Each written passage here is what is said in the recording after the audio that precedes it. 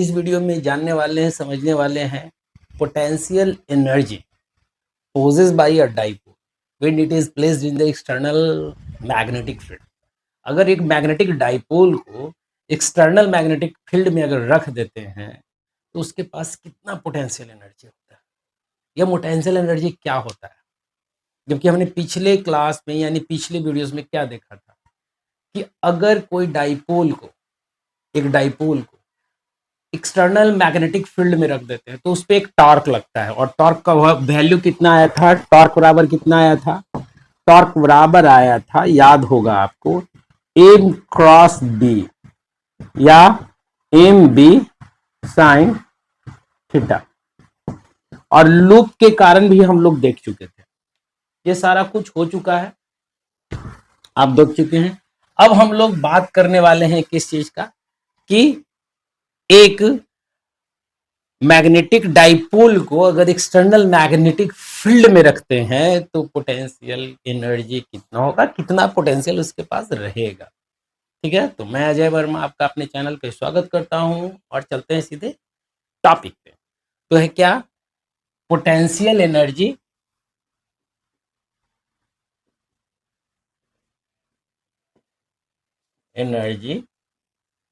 Of a dipole in external magnetic field. External magnetic field में क्या होगा, तो इसको इस तरह से समझते हैं। मान लो कि एक डाइपोल रखा हुआ है, एक पोल है रखा हुआ डाइपोल, ये इस तरह से, ये माइनस है, माइनस एम, और ये है प्लस एम। समझ में आ रहा है, ये पोल स्ट्रेंथ है। ठीक है, अब इसका इस इंड को फिक्स कर दिया गया, इस इंड को फिक्स कर दिया गया, और ये है आपका साउथ पोल और ये है नॉर्थ पोल। अब एक्सटर्नल मैग्नेटिक फील्ड में इसको डालें तो ये एक्सटर्नल मैग्नेटिक फील्ड डाल दिया,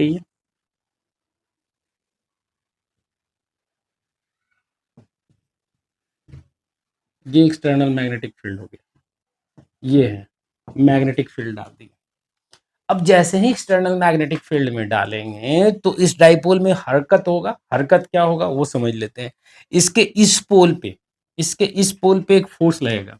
इस पोल पे फोर्स किधर लगेगा, चूंकि इधर साउथ पोल कहीं होगा तब तो मैग्नेटिक लाइंस निकल रहा है, तो ये क्या करेगा, इधर की ओर खींचेगा इसको, और इसको क्या करेगा, ऊपर की ओर धक्का देगा। लेकिन अगर मान लो कि हम इसको फिक्स करें, एक पोल को फिक्स कर दिए, क्लियर है, इसको फिक्स कर दिए, एक इंड को फिक्स कर दिया गया। अब इंड को फिक्स कर दिया गया है तो फोर्स केवल इस पे लग रहा है, इस पोर्शन पे फोर्स लगेगा। अब फोर्स किधर की ओर लगेगा, ऊपर की ओर, जाहिर सी बात है ऊपर की ओर जो फोर्स लगेगा वो कितना लगेगा, M into B. Previous video में बताया जा चुका है मैग्नेटिक फोर्स क्या होता है, आप देख लीजिएगा मैग्नेटिक फोर्स का जो वीडियो है प्लेलिस्ट में, वो सारा कुछ एक जगह से अरेंज किया हुआ है, 1 2 3 4 5 6 7 8 ऐसे करके अरेंज कर रखे हैं, तो वहां पे आपको खोजने में ज्यादा परेशानी नहीं होने वाला है, एक एक करके वीडियो। और चूंकि आपको बता दें कि ये सारा कुछ किया जा रहा है बोर्ड को ध्यान में रखकर, क्योंकि आप लोगों को बोर्ड देना है, बोर्ड में लिखना होता है, और लिखने के लिए जाहिर सी बात है कि एक स्टेटमेंट तो चाहिए ना, समझ लिए चीजों को और लिख नहीं पा रहा है तो वो गड़बड़ हो जाती है। अब यहाँ पे क्या है, एम इंटू बी ऊपर की ओर लग रहा है। अब मान लो कि किसी मोमेंट ऑफ टाइम में ये यहां पे हो, यहां पे हो, ठीक है,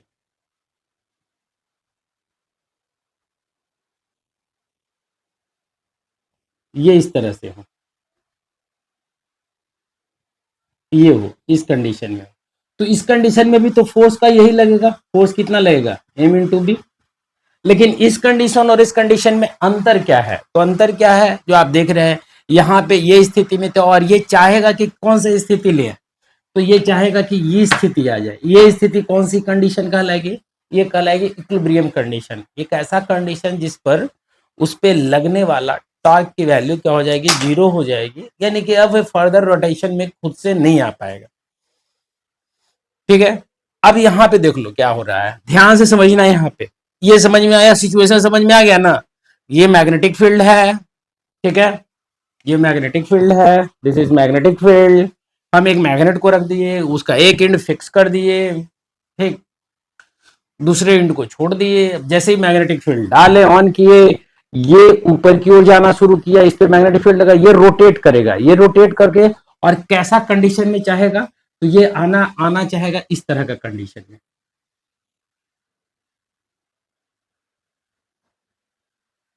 ये वाला रोटेट करता हुआ, ये ऐसे रोटेट करता हुआ कैसे आ जाएगा, ऐसे, यानी माइनस एम इधर रहेगा और प्लस एम यहां रहेगा, प्लस एम यहां रहेगा, ठीक है, ये वाली कंडीशन आ जाएगी। This is called equilibrium condition. और इक्विलिब्रियम कंडीशन क्या है, अगर मैग्नेटिक डाइपोल मोमेंट का डायरेक्शन के बारे में बोले तो ऊपर की ओर है, और मैग्नेटिक फील्ड का डायरेक्शन भी क्या है, ऊपर की ओर है। तो टॉर्क, अगर हम टॉर्क का वैल्यू निकाल लें तो एम बी क्या निकला था, एम बी साइन थीटा। अब बताओ, थीटा अगर जीरो हो जाए इस कंडीशन के लिए, यहाँ पे अगर ये जीरो हो जाए, तो उस कंडीशन में टोटल टॉर्क इस पे क्या लगेगा, जीरो। फोर्स तो जीरो लग ही रहा है, क्योंकि फोर्स ऊपर में लग रहा है एम बी, और नीचे की ओर लग रहा है माइनस एम बी। तो उस कंडीशन में टोटल फोर्स तो जीरो होगा ही। इस सिस्टम पे टोटल फोर्स कितना हो जाएगा, प्लस एम बी ऊपर की ओर, माइनस एम बी नीचे की ओर। अब टॉर्क का भी वैल्यू जीरो हो गया, यानी कि ये कंप्लीट इक्विलिब्रियम में आ गया सर, ये कंप्लीट इक्विलिब्रियम में आ गया, इसमें कोई डाउट नहीं है, ठीक है। अब चलते हैं आगे, ठीक है, अब चलते हैं हम आगे कि आगे की कहानी क्या है। तो आगे में कहा गया, रुक जाइएगा,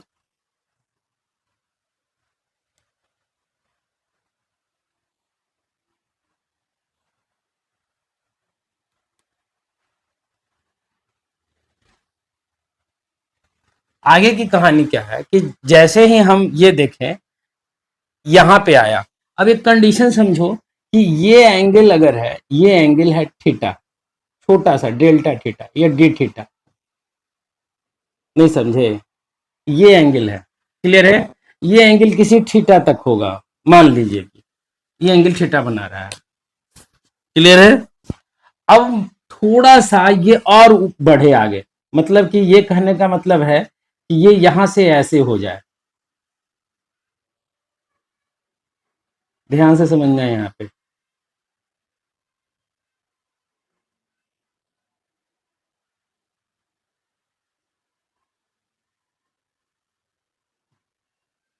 ये हो जाए, ठीक है।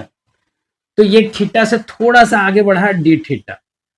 अब बताओ कि ये डी थीटा बढ़ रहा है, तो उस कंडीशन में क्या हो रहा है, हम अगर बोले कि थीटा बढ़ रहा है, तो छोटा सा एंगल, अब हम पूछे कि ये जो फोर्स लग रहा था वो उसने कितना काम किया, एनर्जी का कॉन्सेप्ट क्या है भाई, एनर्जी के कॉन्सेप्ट की बात करते हैं तो एनर्जी का कॉन्सेप्ट क्या है, एनर्जी का तो कॉन्सेप्ट यही ना है कि कोई बॉडी पे अगर हम जो काम करते हैं, जो वर्क करते हैं, वही वर्क उस बॉडी में किस रूप में जाता है, एनर्जी के रूप में। अगर यहाँ पे एक्सटर्नल फोर्स एम बी लग रहा है और इस पे कुछ काम कर रहा है, काम कौन सा कर रहा है, रोटेशनल मोशन क्रिएट करने का काम कर रहा है, ये इस एक्सिस के इस पॉइंट के अलोंग क्या कर रहा है, रोटेट कर रहा है।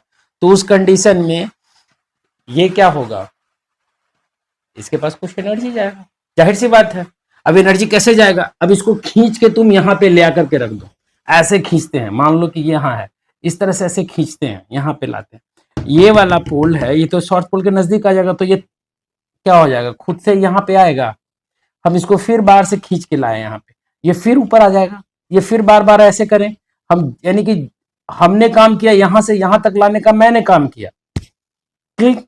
हमने जो काम किया इसमें किस रूप में गया, एनर्जी के रूप में। अब ये खुद से कहां चला आएगा, इस तरह से चला आएगा, क्लियर है। हमने कहा कि ये इस तरह से रखा हुआ था, कुछ एंगल बनाया, यहाँ पे मिटर गया,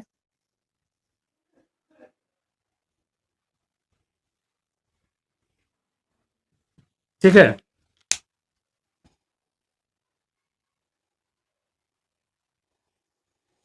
अब देखिए तो, अब ध्यान से समझते हैं चीजों को, क्या कहना चाह रहा है, ठीक है। ये अब क्या कहना चाह रहा है उसकी बात कर लेते हैं, ठीक है। तो यहाँ पे हम लोग देखेंगे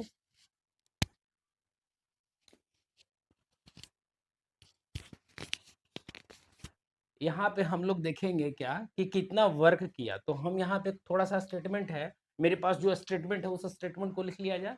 ये जो क्लियर हो गया, समझ में आ गया, ठीक है। अब इस स्टेटमेंट को लिखा जाए, तो स्टेटमेंट लिख लेते हैं यहाँ पे, let a magnetic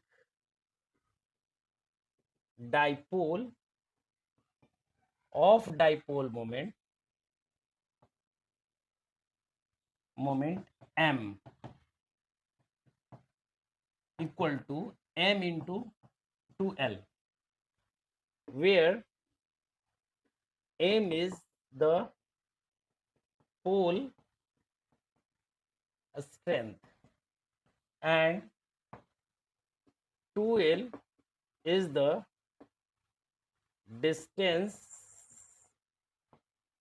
between the pole। 2l क्या है? डिस्टेंस बिटवीन द पोल है। क्लियर है? ये समझ में आ रहा है? तो लिख लेते हैं हम, देन टॉर्क बराबर M B sine theta. Theta is the angle between M and B at any moment of time। किसी समय पे इसका थीटा एंगल है, ठीक। अब हम कर रहे हैं for further displacement, for further angular displacement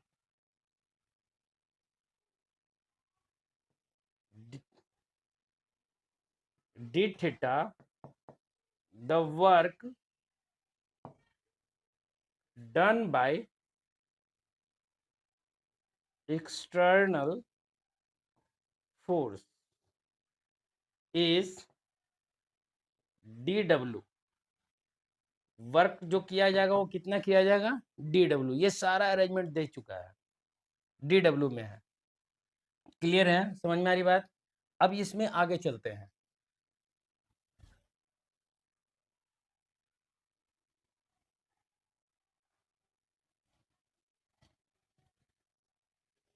देखिए, अब यहाँ से आगे चलते हैं, dw। तो यहाँ से ये जो निकला dw इक्वल टू क्या निकला? t इंटू डी थीटा, ठीक। dw इक्वल टू t को क्या लिखते हैं? M B sine theta into D theta. थोड़ा मैथमेटिक्स है। M B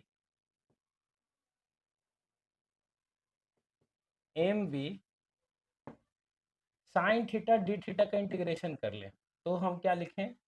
sine theta D theta, theta 1 से किसी थीटा 2 तक गया होगा, ठीक। डब्लू भी क्या आ जाएगा? डी डब्लू भी क्या हो गया?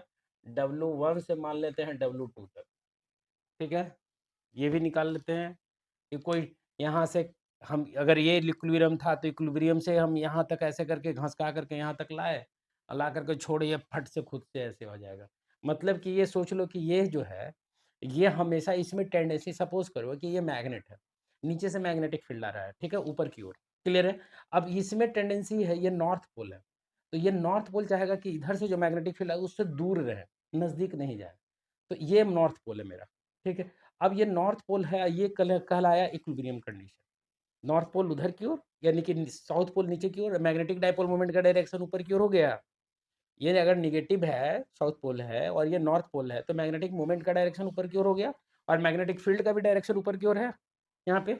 अब बताओ कि इसको हम अगर घुमाना शुरू करते हैं ऐसे, इस तरह से, अब यहाँ से यहाँ पे लाके छोड़े, तो ये फिर वापस कैसा आ जाएगा? यहाँ पे खुद से हमने जितना काम किया, that work will be conserved in that particular body as its potential energy, as its potential energy। इसी एनर्जी के रूप में ये कंजर्व हो जाएगा। अब मान लो घुमाते घुमाते यहाँ लेके चले आए, तो ये मैक्सिमम पोटेंशियल एनर्जी हो गया कि नहीं हो गया? अब ये कंडीशन, अब जैसे यहाँ छोड़ेंगे तो ये कहाँ जाएगा? ये वाली कंडीशन में आ जाएगा, क्योंकि ये इक्विलिब्रियम कंडीशन में हमेशा इसी अवस्था में बने रहना चाहता है। अब इसी चीज़ के लिए यहाँ पे थीटा 1 से थीटा 2 लिए, यहाँ से आगे करते हैं, ठीक है? आगे करते हैं इसके बाद का काम। तो यहाँ से आगे करते हैं, तो क्या आ जाएगा? W2 माइनस W1, ठीक है? यहाँ पे आया एम बी साइन थीटा का डी इंटीग्रेशन होता है cos theta -1, upper limit theta 1 minus theta 2, ठीक है? अब यहाँ पे लोअर लिमिट थीटा 1 से थीटा 2 तक गया है, मान लो किसी थीटा 2 तक गया होगा, हमको नहीं मालूम है। अब वैल्यू पुट करते हैं, तो क्या लिखें? एम बी पुट करें, तो एक बार क्या लिखेंगे? अपर लिमिट तो minus cos theta 2 minus cos theta 1, ठीक है? यहाँ से क्या आया है? एम बी, ये माइनस माइनस था तो cos theta 1 minus cos theta 2, ये आ गया आपके पास, ये आया, यानी कि किसके बराबर आया? W2 minus W1। अब देखो तो यहाँ पे cos theta 1 minus cos theta 2 आ गया। किसी भी इनिशियल कंडीशन में अगर मान लो एग्जाम्पल के तौर पे ले रहे हैं कि ये वाला जो कंडीशन था ये हॉरिजॉन्टल कंडीशन था, जब मैग्नेटिक फील्ड और डाइपोल मोमेंट के बीच के एंगल को अगर हम 90 डिग्री ले लें और 90 डिग्री को 0 ले लें, तो 0 ले लेने के बाद क्या होगा? इधर पॉजिटिव होगा और इधर क्या हो जाएगा? निगेटिव। अगर हमको कहा जाता है कि एनर्जी जो है स्केलर क्वांटिटी है, लेकिन आपने देखा होगा कि पोटेंशियल एनर्जी का डिफिनेशन जब देते हैं और पोटेंशियल एनर्जी के बारे में कहते क्या है कि potential energy may be negative, may be zero, may be zero और मे बी पॉजिटिव। कहते कि नहीं कहते? क्यों कहते हैं? इसलिए कहते हैं कि एक जब हम मेजरमेंट स्केल बनाते हैं तो एक स्टैंडर्ड फिक्स करते हैं कि ये 0 हो गया, इसके ऊपर पॉजिटिव ले लेंगे और इसके ऊपर निगेटिव ले लेंगे। ऐसा ही कुछ यहाँ पे लॉजिक चलता है, ठीक है? तो यहाँ पे क्या लॉजिक चलता है उसको समझते हैं, ठीक है? देखो, ये आ गया W2 माइनस W1, ये आया M B M B M B cos theta 1 minus cos theta 2। हम लिखें थीटा 1 इजक्वल टू 90 डिग्री और theta is equal to theta 2 is equal to any theta. तो यहाँ पे क्या आ जाएगा? Theta 2 M B cos theta 1 कितना लिखें? 90 डिग्री,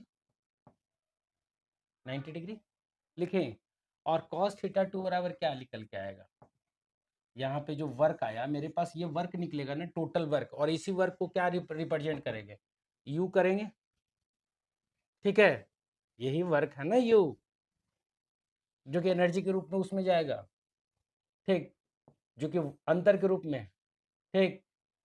यहाँ पे लिख भी सकते हैं W2 minus W1 is the work done by the external agent which is equivalent to the potential energy possessed by the magnetic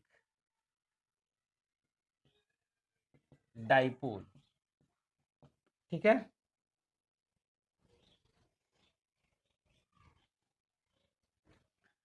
That is denoted by U से denote कर रहे हैं, तो U बराबर क्या निकल के आएगा यहाँ से? एम बी, ये तो हो गया 0, तो क्या होगा? इंटू माइनस कॉस थीटा, यानी कि U बराबर minus M B cos theta आया, मतलब कि M minus M dot B, U बराबर आया, ये आ गया। अब चलते हैं कि इसमें 2-3 कंडीशन है, ठीक है, मैक्सिमम एनर्जी कितना होगा, मिनिमम एनर्जी कितना होगा, ठीक, ये सारा कुछ को हम लोग देखते हैं अब। क्लियर है, समझ में आ रहा है ना? सिंपल है कि किसी भी चीज पर जब हम वर्क करते हैं, जब, तो वही वर्क क्या कहलाता है, उस बॉडी में गया हुआ एनर्जी कहलाता है, क्योंकि हमने पढ़ा है energy can not be created, can not be destroyed, it only transform from one form to the another form. पढ़े थे ना, रट्टा मार चुके हैं बचपन से, ठीक है। तो यहाँ पे भी वही चीज़ है। अब देखो, तो यहाँ पे ध्यान देने वाली बात है, ये जो आया हमारे पास केस ले लेते हैं, case 1, theta equal to 0 degree. देख लेते हैं क्या होता है। तो u बराबर क्या हो जाएगा, -mb कॉस 0 डिग्री। कॉस 0 का वैल्यू कितना होता है, 1, यानी u बराबर क्या हो जाएगा, -mb। This is minimum energy, energy possess by the dipole, -mb आ गया। अब ले रहे हैं case 2, theta equal to 180 degree. 180 degree आप समझ रहे हैं ना। अब हम कैसे किए, 180 डिग्री कौन सा 180 डिग्री, ये वाला कंडीशन था, ये था मेरे पास डाइपोल। अब इसको घुमा दिए ए इस तरह से। अब देखो तो मैग्नेटिक फील्ड का डायरेक्शन ऊपर की ओर, मैग्नेटिक मोमेंट का डायरेक्शन नीचे की ओर। अब मैक्सिमम एनर्जी होना चाहिए, देख लेते हैं। तो यहाँ पे कितना लिखे हैं, 180 डिग्री, तो क्या हो जाएगा मेरे पास, mb cos 180 degree, cos 180 degree का वैल्यू होता है -1, याद रखिएगा। तो यहाँ पे u बराबर क्या हो जाएगा, mb। ठीक है, क्लियर है। ये आ गया आपके पास मैक्सिमम एनर्जी। दिस इज क्या कहेंगे, इसको कहेंगे this is maximum energy possess by the magnetic dipole. This is maximum energy possess by the dipole, that is mb, minimum energy -mb। अब व्हाट अबाउट 90 डिग्री, तो आपने कहा था कि 90 डिग्री को हम लोग क्या लिए हैं, स्टैंडर्ड 0 लिए हैं। देख लो आप, 0 cos 90 डिग्री का वैल्यू पुट करे हो, अगर पुट कर रहे, अगर हम बोले यहाँ पे कि cos 90 डिग्री का पुट करके देख लो, तो क्या हो जाएगा, यहाँ पे ध्यान से समझना, ठीक ना। आप लोग बहुत अच्छे हैं, मुझे पता है, थोड़ा सा मेहनत करेंगे, बहुत अच्छा हो सकता है। अब देखिए तो केस 3 ले लेते हैं, थीटा इक्वल टू 90 डिग्री। देखो तो u बराबर mb कॉस 90 डिग्री, ये माइनस आ गया, ये क्या आ गया, 0। ये 0 क्या बता रहा है सर, ये बता रहा है दिस इज द, ये 0 बता रहा है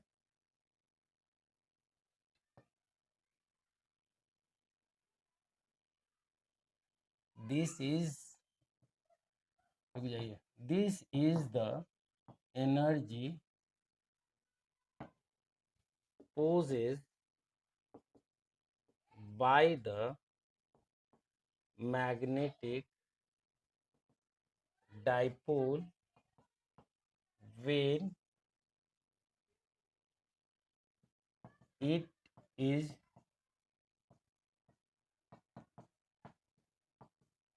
हॉरिजेंटल। ये हॉरिजेंटल के केस में, यानी कि मैग्नेटिक ऐसा रहेगा, हॉरिजेंटल रहेगा। तो ये आपने अभी देखा, ठीक है। तो ये वीडियो आपको कैसा लगा, मुझे अपने कमेंट सेक्शन में ज़रूर बताइए। मैं अजय वर्मा आपका स्वागत करता हूँ, आपके कमेंट का स्वागत करता हूँ, और मुझे अच्छा लगेगा, कोई सुझाव हो तो वो भी दीजिए। धन्यवाद।